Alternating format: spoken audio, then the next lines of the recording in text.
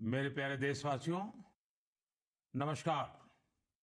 2025 बस अब तो आ ही गया है, दरवाजे पर दस्तक दे ही रहा है। 2025 में 26 जनवरी को हमारे संविधान को लागू हुए 75 वर्ष होने जा रहे हैं। हम सभी के लिए बहुत गौरव की बात है। हमारे संविधान निर्माताओं ने हमें जो संविधान सौंपा है, वो समय की हर कसौटी पर खरा उतरा है। संविधान हमारे लिए गाइडिंग लाइट है, हमारा मार्गदर्शक है। ये भारत का संविधान ही है जिसकी वजह से मैं आज यहाँ हूँ, आपसे बात कर पा रहा हूँ। इस साल 26 नवंबर को संविधान दिवस से एक साल तक चलने वाली कई एक्टिविटीज शुरू हुई हैं। देश के नागरिकों को संविधान की विरासत से जोड़ने के लिए constitution75.com नाम से एक खास वेबसाइट भी बनाई गई है। इसमें आप संविधान की प्रस्तावना पढ़कर अपना वीडियो अपलोड कर सकते हैं। अलग अलग भाषाओं में संविधान पढ़ सकते हैं। संविधान के बारे में प्रश्न भी पूछ सकते हैं। मन की बात के श्रोताओं से, स्कूल में पढ़ने वाले बच्चों से, कॉलेज में जाने वाले युवाओं से मेरा आग्रह है, इस वेबसाइट पर जरूर जाकर देखें, इसका हिस्सा बने। साथियों, अगले महीने 13 तारीख से प्रयागराज में महाकुंभ भी होने जा रहा है। इस समय वहां संगम तट पर जबरदस्त तैयारियां चल रही है। मुझे याद है, अभी कुछ दिन पहले जब मैं प्रयागराज गया था तो हेलीकॉप्टर से पूरा कुंभ क्षेत्र देखकर दिल प्रसन्न हो गया था। इतना विशाल, इतना सुंदर, इतनी भव्यता। साथियों, महाकुंभ की विशेषता केवल इसकी विशालता में ही नहीं है, कुंभ की विशेषता इसकी विविधता में भी है। इस आयोजन में करोड़ों लोग एक साथ एकत्रित होते हैं।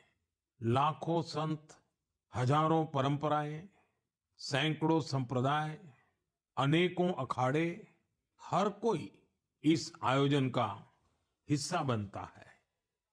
कहीं कोई भेदभाव नहीं दिखता है। कोई बड़ा नहीं होता है, कोई छोटा नहीं होता है। अनेकता में एकता का ऐसा दृश्य विश्व में कहीं और देखने को नहीं मिलेगा। इसलिए हमारा कुंभ एकता का महाकुंभ भी होता है।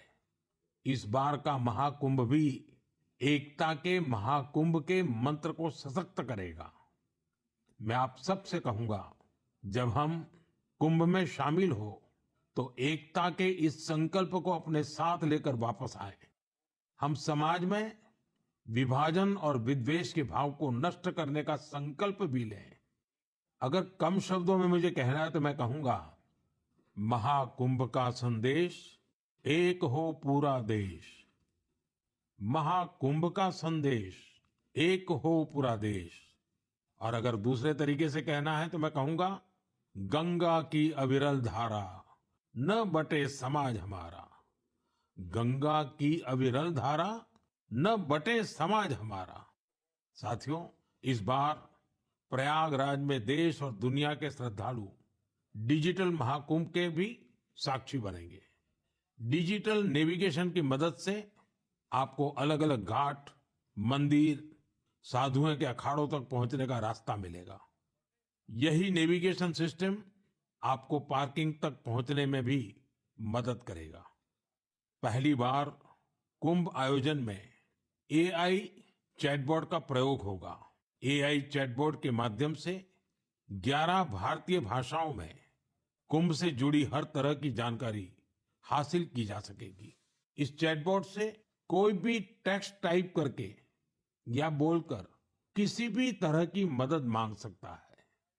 पूरा मेला क्षेत्र को एआई पावर्ड कैमरा से कवर किया जा रहा है। कुंभ में अगर कोई अपने परिचित से बिछड़ जाएगा तो इन कैमरों से उन्हें खोजने में भी मदद मिलेगी। श्रद्धालुओं को digital lost and found centre की सुविधा भी मिलेगी। श्रद्धालुओं को मोबाइल पर गवर्नमेंट अप्रूव्ड टूर पैकेजेस, ठहरने की जगह और होम स्टे के बारे में भी जानकारी दी जाएगी।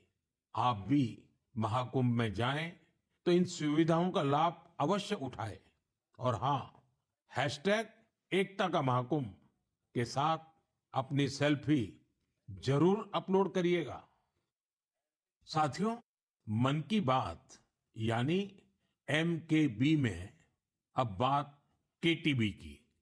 जो बड़े बुजुर्ग हैं, उनमें से बहुत से लोगों को KTB के बारे में पता नहीं होगा, लेकिन जरा बच्चों से पूछिए। KTB उनके बीच बहुत ही सुपरहिट है।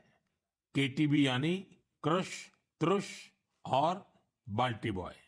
आपको शायद पता होगा, बच्चों की पसंदीदा एनिमेशन सीरीज, और उसका नाम है KTB भारत है हम। और अब इसका दूसरा सीजन भी आ गया है। ये 3 एनिमेशन कैरेक्टर हमें भारतीय स्वतंत्रता संग्राम के उन नायक नायिकाओं के बारे में बताते हैं जिनकी ज्यादा चर्चा नहीं होती। हाल ही में इसका सीजन 2 बड़े ही खास अंदाज में international film festival of India Goa में लॉन्च हुआ। सबसे शानदार बात यह है कि ये सीरीज न सिर्फ भारत की कई भाषाओं में बल्कि विदेशी भाषाओं में भी प्रसारित होती है। इसे दूरदर्शन के साथ साथ अन्य OTT प्लेटफॉर्म पर भी देखा जा सकता है। साथियों, हमारी एनिमेशन फिल्मों की, रेगुलर फिल्मों की, टीवी सीरियल्स की पॉपुलैरिटी दिखाती है कि भारत की क्रिएटिव इंडस्ट्री में कितनी क्षमता है। यह इंडस्ट्री न सिर्फ देश की प्रगति में बड़ा योगदान दे रही है, बल्कि हमारी इकोनॉमी को भी नई ऊंचाइयों पर ले जा रही है। हमारी फिल्म एंड एंटरटेनमेंट इंडस्ट्री बहुत विशाल है। देश की कितनी ही भाषाओं में फिल्में बनती हैं, क्रिएटिव कंटेंट बनता है। मैं अपनी फिल्म और एंटरटेनमेंट इंडस्ट्री को इसलिए भी बधाई देता हूं क्योंकि उसने एक भारत श्रेष्ठ भारत के भाव को सशक्त किया है। साथियों, वर्ष 2024 में हम फिल्म जगत की कई महान हस्तियों की 100वीं जयंती मना रहे हैं। इन विभूतियों ने भारतीय सिनेमा को विश्व स्तर पर पहचान दिलाई। राज कपूर जी ने फिल्मों के माध्यम से दुनिया को भारत के सॉफ्ट पावर से परिचित कराया। रफी साहब की आवाज में वो जादू था जो हर दिल को छू लेता था। उनकी आवाज अद्भुत थी। भक्ति गीत हो या रोमांटिक सॉन्ग्स, दर्द भरे गाने हो, हर इमोशन को उन्होंने अपनी आवाज से जीवंत कर दिया। एक कलाकार के रूप में उनकी महानता का अंदाजा इसी से लगाया जा सकता है कि आज भी युवा पीढ़ी उनके गानों को उतनी ही शिद्दत से सुनती है। यही तो है टाइमलेस आर्ट की पहचान। अक्कीनेनी नागेश्वर राव गारू ने तेलुगु सिनेमा को नई ऊंचाइयों तक पहुंचाया है। उनकी फिल्मों ने भारतीय परंपराओं और मूल्यों को बखूबी प्रस्तुत किया। तपन सिन्हा जी की फिल्मों ने समाज को एक नई दृष्टि दी। उनकी फिल्मों में सामाजिक चेतना और राष्ट्रीय एकता का संदेश रहता था। हमारी पूरी फिल्म इंडस्ट्री के लिए इन हस्तियों का जीवन प्रेरणा जैसा है। साथियों, मैं आपको एक और खुशखबरी देना चाहता हूं। भारत की क्रिएटिव टैलेंट को दुनिया के सामने रखने का एक बहुत बड़ा अवसर आ रहा है। अगले साल हमारे देश में पहली बार world audio visual entertainment summit यानी वेव्स समिट का आयोजन होने वाला है। आप सभी ने दावोस के बारे में सुना होगा, जहां दुनिया के अर्थ जगत के महारथी जुटते हैं। उसी तरह वेव्स समिट में दुनिया भर के मीडिया और एंटरटेनमेंट इंडस्ट्री के दिग्गज, क्रिएटिव वर्ल्ड के लोग भारत आएंगे। यह समिट भारत को ग्लोबल कंटेंट क्रिएशन का हब बनाने की दिशा में एक महत्वपूर्ण कदम है। मुझे यह बताते हुए गर्व हो रहा है, इस समिट की तैयारी में हमारे देश के यंग क्रिएटर्स भी पूरे जोश से जुड़ रहे हैं। जब हम $5 ट्रिलियन इकोनॉमी की ओर बढ़ रहे हैं, तब हमारी क्रिएटर इकोनॉमी एक नई एनर्जी ला रही है।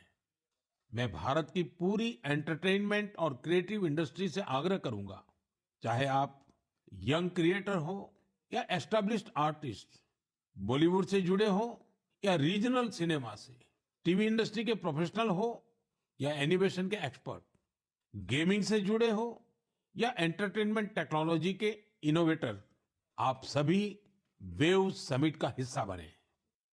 मेरे प्यारे देशवासियों, आप सभी जानते हैं कि भारतीय संस्कृति का प्रकाश आज कैसे दुनिया के कोने कोने में फैल रहा है।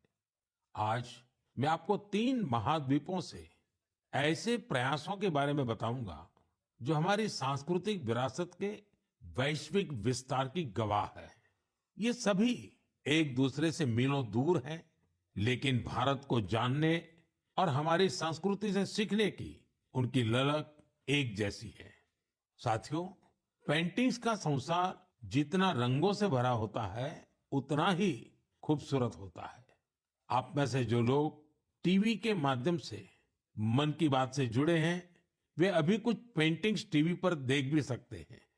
इन पेंटिंग्स में हमारे देवी देवता, नृत्य की कलाएं और महान विभूतियों को देखकर आपको बहुत अच्छा लगेगा। इनमें आपको भारत में पाए जाने वाले जीव जंतुओं से लेकर और भी बहुत कुछ देखने को मिलेगा।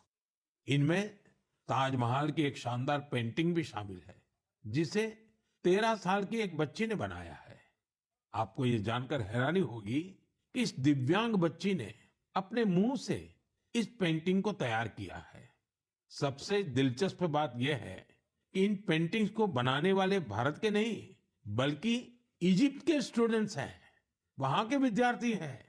कुछ ही हफ्ते पहले इजिप्ट के करीब 23,000 स्टूडेंट्स ने एक पेंटिंग प्रतियोगिता में हिस्सा लिया था।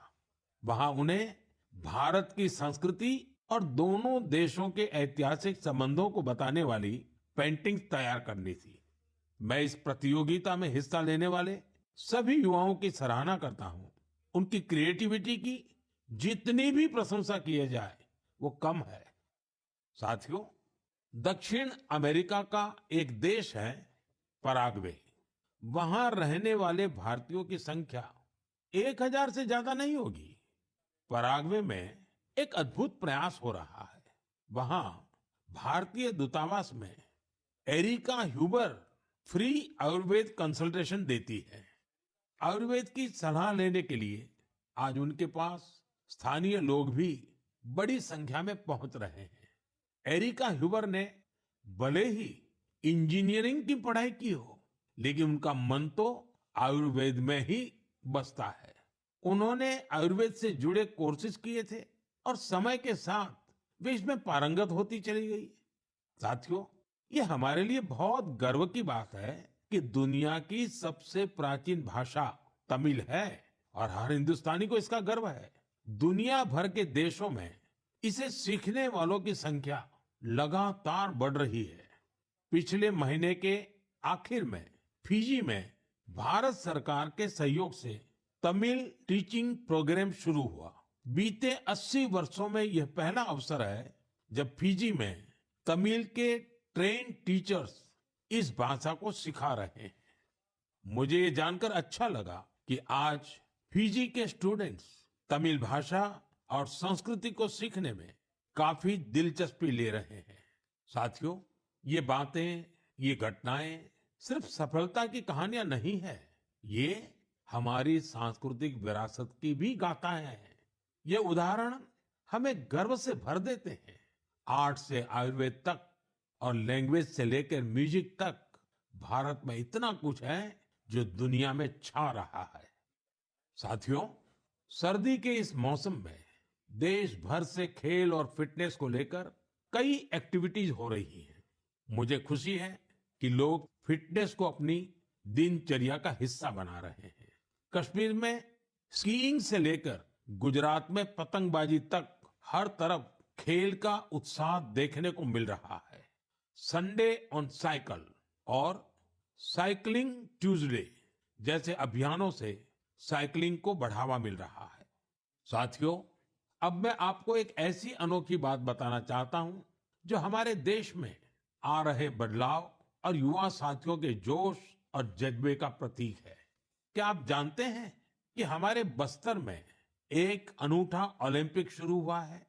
जी हाँ, पहली बार हुए बस्तर ओलंपिक से बस्तर में एक नई क्रांति जन्म ले रही है। मेरे लिए ये बहुत ही खुशी की बात है कि बस्तर ओलंपिक का सपना साकार हुआ है। आपको भी ये जानकर अच्छा लगेगा कि यह उस क्षेत्र में हो रहा है जो कभी माओवादी हिंसा का गवाह रहा है।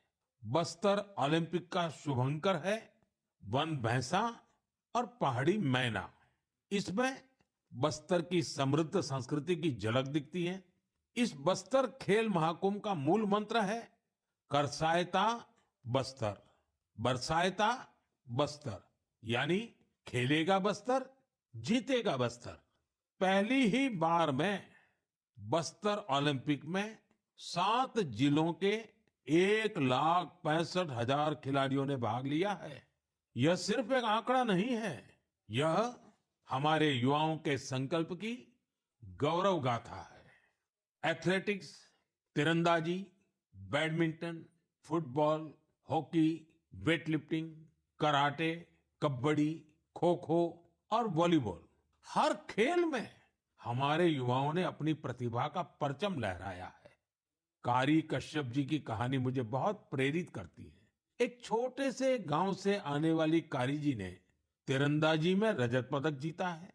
वे कहती है, बस्तर ओलंपिक ने हमें सिर्फ खेल का मैदान ही नहीं, जीवन में आगे बढ़ने का अवसर दिया है। सुकमा की पायल कवासी जी की बात भी कम प्रेरणादायक नहीं है। जेवलिन थ्रो में स्वर्ण पदक जीतने वाली पायल जी कहती हैं, अनुशासन और कड़ी मेहनत से कोई भी लक्ष्य असंभव नहीं है। सुकमा के दोरनापाल के पुनेम सन्ना जी की कहानी तो नए भारत की प्रेरक कथा है। एक समय नक्सली प्रभाव में आए पुनेम जी आज व्हीलचेयर पर दौड़कर मेडल जीत रहे हैं। उनका साहस और हौसला हर किसी के लिए प्रेरणा है।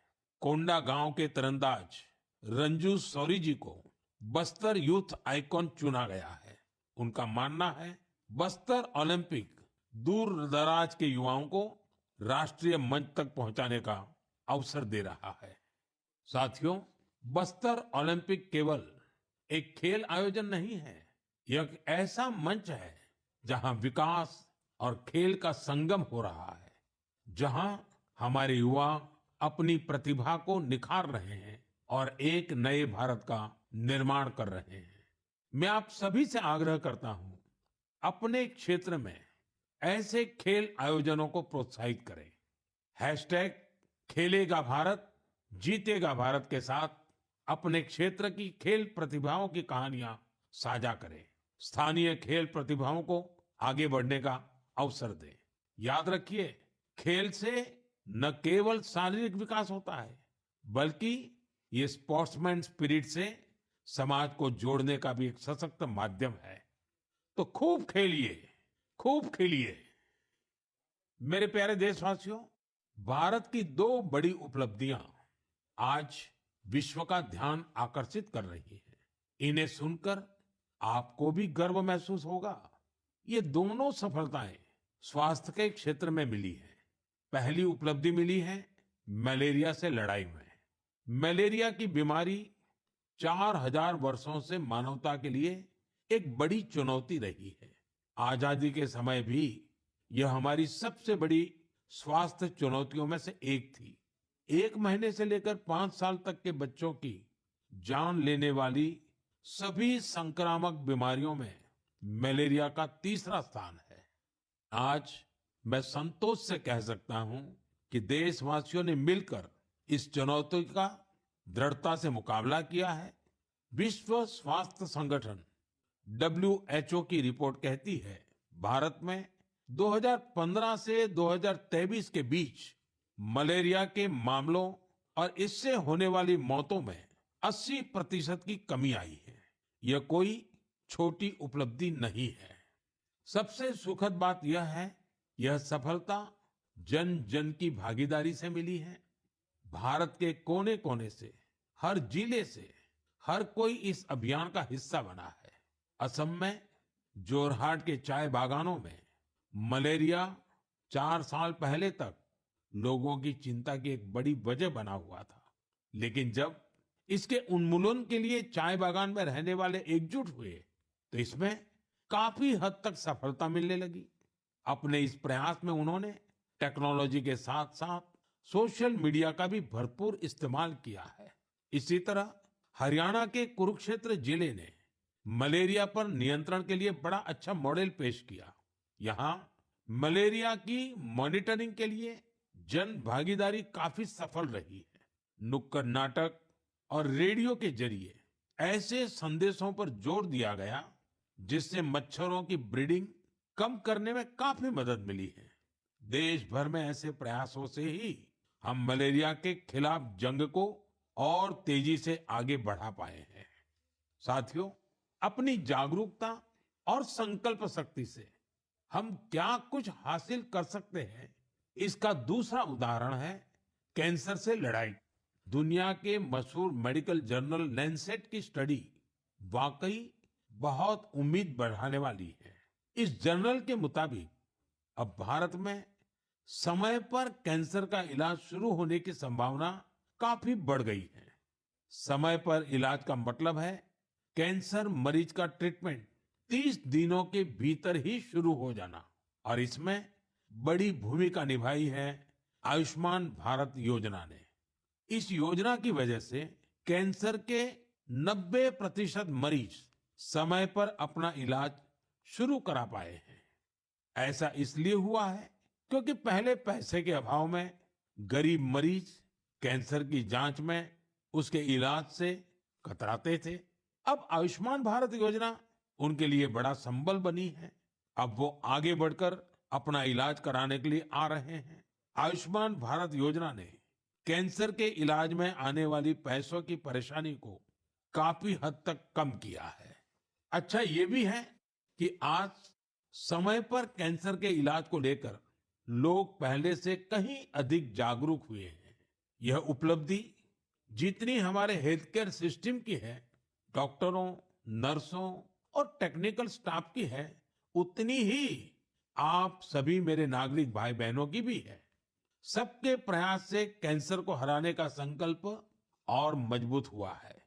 इस सफलता का क्रेडिट उन सभी को जाता है जिन्होंने जागरूकता फैलाने में अपना अहम योगदान दिया है। कैंसर से मुकाबले के लिए एक ही मंत्र है, अवेयरनेस, एक्शन और एश्योरेंस।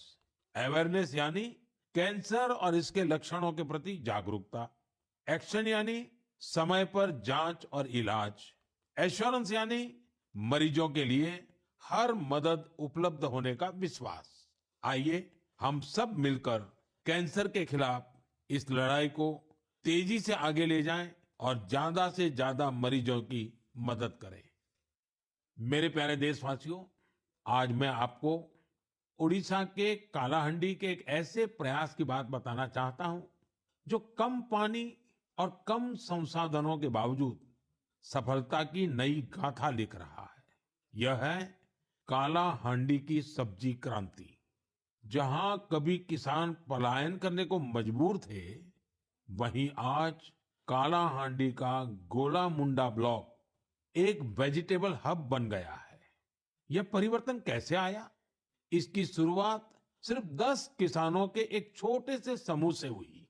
इस समूह ने मिलकर एक एफपीओ किसान उत्पाद संघ की स्थापना की, खेती में आधुनिक तकनीक का इस्तेमाल शुरू किया और आज उनका ये एफपीओ करोड़ों का कारोबार कर रहा है। आज 200 से अधिक किसान इस एफपीओ से जुड़े हैं, जिनमें 45 महिला किसान भी हैं।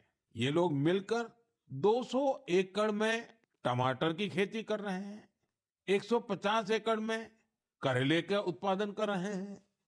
अब इस एफपीओ का सालाना टर्नओवर भी बढ़कर 1.5 करोड़ से ज्यादा हो गया है। आज कालाहांडी की सब्जियां न केवल ओडिशा के विभिन्न जिलों में बल्कि दूसरे राज्यों में भी पहुंच रही है और वहां का किसान अब आलू और प्याज की खेती की नई तकनीकें सीख रहा है। साथियों, काला हांडी की यह सफलता हमें सिखाती है कि संकल्प शक्ति और सामूहिक प्रयास से क्या नहीं किया जा सकता। मैं आप सभी से आग्रह करता हूं, अपने क्षेत्र में एफपीओ को प्रोत्साहित करें, किसान उत्पादक संगठनों से जुड़े और उन्हें मजबूत बनाएं। याद रखिए, छोटी शुरुआत से भी बड़े परिवर्तन संभव है। हमें बस दृढ़ संकल्प और टीम भावना की जरूरत है। साथियों, आज की मन की बात में हमने सुना कि कैसे हमारा भारत विविधता में एकता के साथ आगे बढ़ रहा है। चाहे वो खेल का मैदान हो या विज्ञान का क्षेत्र, स्वास्थ्य हो या शिक्षा, हर क्षेत्र में भारत नई ऊंचाइयों को छू रहा है। हमने एक परिवार की तरह मिलकर हर चुनौती का सामना किया और नई सफलताएं हासिल की। 2014 से शुरू हुए मन की बात के 116 एपिसोड में मैंने देखा है कि मन की बात देश की सामूहिक शक्ति का एक जीवंत दस्तावेज बन गया है। आप सभी ने इस कार्यक्रम को अपनाया, अपना बनाया।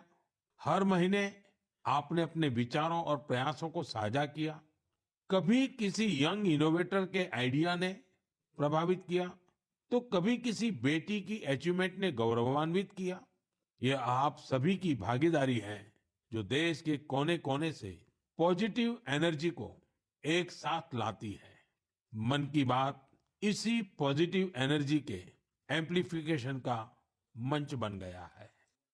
और अब 2025 दस्तक दे रहा है। आने वाले साल में मन की बात के माध्यम से हम और भी इंस्पायरिंग प्रयासों को साझा करेंगे। मुझे विश्वास है कि देशवासियों की पॉजिटिव सोच और इनोवेशन की भावना से भारत नई ऊंचाइयों को छुएगा। आप अपने आसपास के यूनिक प्रयासों को हैशटैग मन की बात के साथ शेयर करते रहिए। मैं जानता हूं कि अगले साल की हर मन की बात में हमारे पास एक दूसरे से साझा करने के लिए बहुत कुछ होगा। आप सभी को 2025 की ढेर सारी शुभकामनाएं। स्वस्थ रहें, खुश रहें। फिट इंडिया मूवमेंट में आप भी जुड़ जाइए। खुद को भी फिट रखिए, जीवन में प्रगति करते रहें। बहुत बहुत धन्यवाद।